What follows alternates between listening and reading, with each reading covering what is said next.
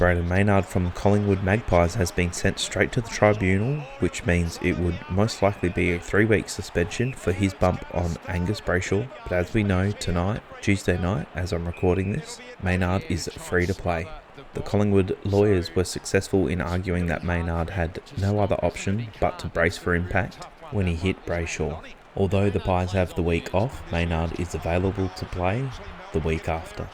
I personally believe this is the right outcome. The only other thing that I think Maynard could have done is when going for the smother, he could have jumped straight up. But obviously hindsight is 2020. As everyone says, this is a footy act. I don't think there was any ill intentions towards Brayshaw. I honestly wasn't surprised that he got off, and I think that is the right outcome. Jack Martin received a 2-week suspension for this hit on Nick Blakey. Carlton decided to take this to tribunal, and in the end they have been successful in reducing this from a 2-week suspension down to a 1-week suspension. Carlton argued that this was not a high impact hit but a medium impact hit, and the AFL agreed, the MRO agreed, therefore his suspension has been reduced from 2 weeks down to 1.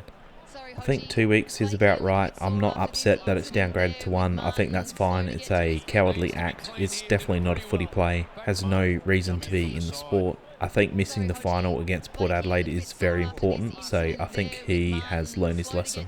Well, I hope so. Jacob Van Rooyen has been suspended for 1 week for his head-high hit on Dan McStay.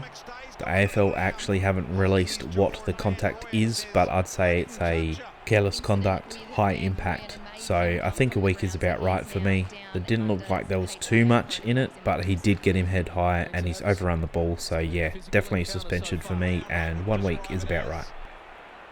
I'm a little bit disappointed that Tom Mitchell received no fine here for this flop. I absolutely hate it in the game. I think they should be giving out fines for stupid stuff like this. Get rid of it. I know he was remonstrating for his teammate, but Jack Viney has absolutely gone back at Maynard and he's sort of throwing him around a little bit, and this causes a bit of a fight between the players. But it looks like he received no fine for this, which I was quite surprised at actually.